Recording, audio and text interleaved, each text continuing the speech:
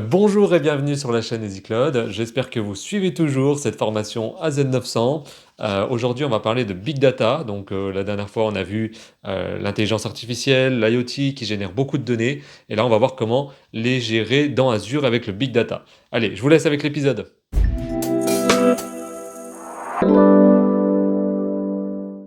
Alors aujourd'hui, nous allons parler de Big Data sur Azure et quelles sont les possibilités qui sont offertes par la plateforme Azure concernant ce sujet. Alors le Big Data, c'est la gestion de beaucoup de données, comme son nom l'indique. Si vous n'avez pas vu par exemple ma vidéo sur l'IoT, je vous invite à aller la voir, c'est les vidéos précédentes de la playlist de l'Azure AZ900. Donc je reprends cet exemple d'IoT parce que on va imaginer qu'on a beaucoup de capteurs qui envoient beaucoup de données, je ne sais pas, des capteurs de température qui envoient énormément de données, il faut bien trouver un moyen de les traiter, de les gérer pour qu'elles puissent, ces données, être analysées et pour prendre des décisions en fonction des analyses qu'on va trouver. Alors, donc on a toujours une source de données, donc là par exemple qui peuvent être des capteurs, qui peuvent être une base de données, qui peuvent être énormément de choses, hein, on va avoir les données qui vont arriver et qui vont devoir être gérées. La première étape, c'est ce qu'on appelle l'extract. Voilà, donc l'extraction en français. L'idée, c'est de voilà, obtenir ces données, de les extraire de la source, hein, donc d'un capteur, d'une base de données. On va les extraire pour ensuite les transformer.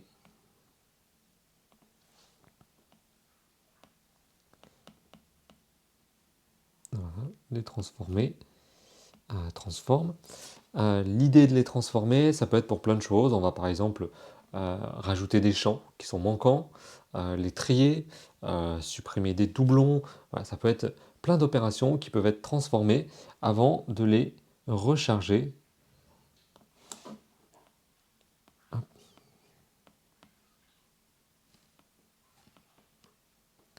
De les recharger vers des services analytiques. Donc ça peut être euh, par exemple une base de données SQLDB comme on a vu avant, ça peut être remis dans un Cosmos DB, hein, comme on l'a vu aussi lors des vidéos précédentes. Donc l'idée c'est extract transform load, donc c'est ce qu'on appelle un ETL.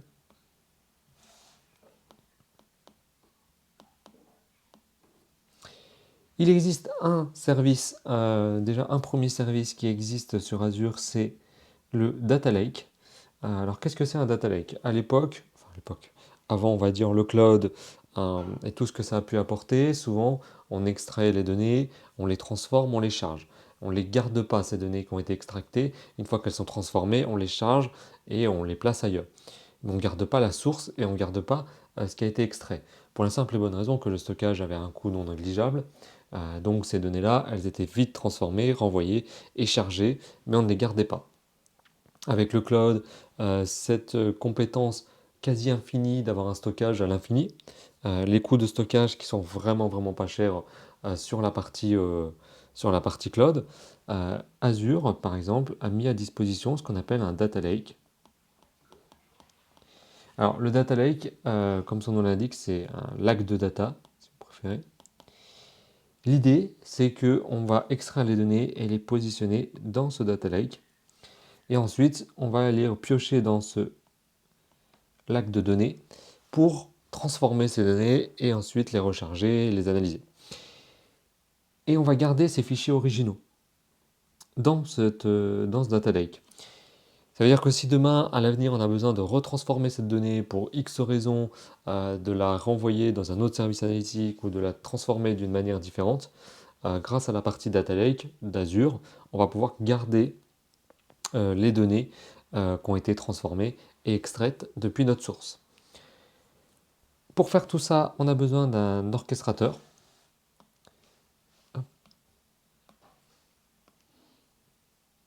Voilà ce qu'apporte Azure, c'est cette couche d'orchestration.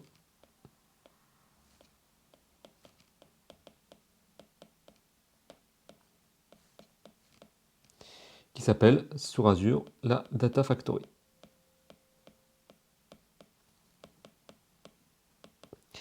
C'est un service managé par Azure, c'est un service PaaS qui va vous permettre en fait d'avoir des pipelines qui permettent de faire de l'extraction, de la transformation et du chargement dans des services analytiques. Voilà, c'est la Data Factory d'Azure.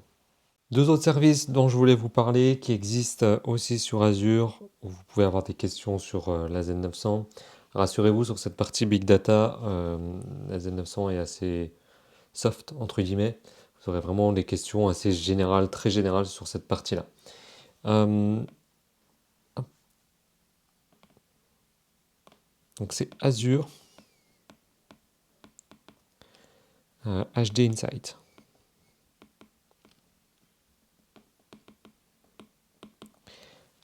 Alors c'est un service analytique qui est open source, pardon, entièrement managé par Azure pour les entreprises.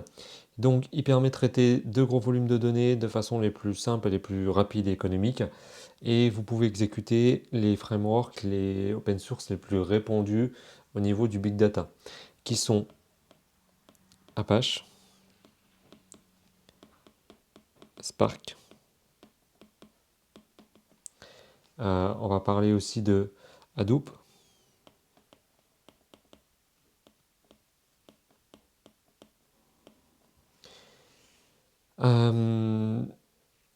Tout ce qui est Apache Storm, etc. Donc c'est vraiment toute la partie analytique, mais open source, qui existe aujourd'hui sur l'analytique open source.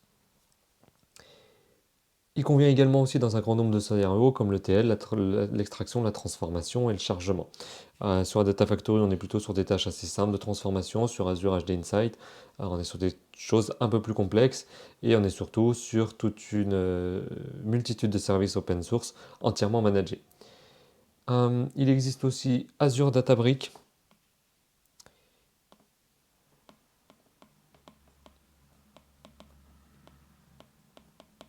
Databricks. Désolé, j'ai un petit souci avec le stylo. L'idée d'Azure Databricks, c'est en fait, ça utilise Apache Spark, mais c'est vraiment une solution qui a été créée par l'entreprise Databricks, qui vous permet en fait de faire de l'Apache Spark. Donc on est sur un peu la même solution que HD Insight, sauf que vous êtes vraiment sur la solution Apache Spark. Merci encore d'avoir regardé la vidéo. Il y a de plus en plus de réactions sur la chaîne, de likes, d'abonnements. Merci encore à tous. Donc n'hésitez pas à vous abonner, ça m'aide vraiment à continuer. On se retrouve pour le prochain épisode où on va parler des fonctions serverless de Microsoft Azure. Si vous ne savez pas ce que c'est, ne manquez pas le prochain épisode.